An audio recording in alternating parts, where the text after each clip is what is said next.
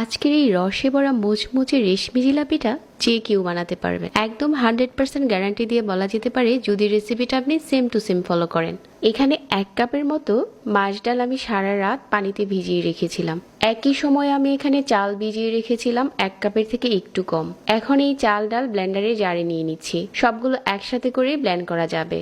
তারপর হাফ চা চামচ লবণ দিয়ে দিচ্ছি, হাফ কাপ পানি দিয়ে খুব মসৃণ একটা গোলা বানিয়ে নিয়েছি ভালো করে ব্লেন্ড করে। আর এই গোলাটা এখন একটা বাটিতে নিয়ে নিচ্ছি, আর এখানে হাফ চা চামচ খাবার সোডা দিয়ে দিলাম। এভাবে করে ফেটার পর দেখা যাবে যে মিশ্রণটা কিছুটা ফুলতে শুরু করেছে। যত ভালো করে ফেটবেন জিলাপির রেজাল্ট তত ভালো আসবে।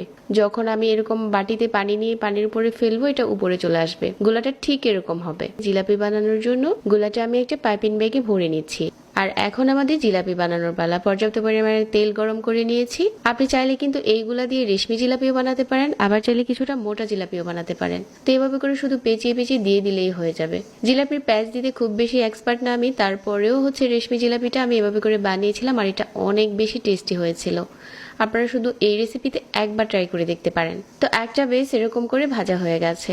এটা কিন্তু দেখেই বোঝা যাচ্ছে যে শিরাটা খুব ভালো করে টেনে নিয়েছে, কালারটাই চেঞ্জ হয়ে যাবে।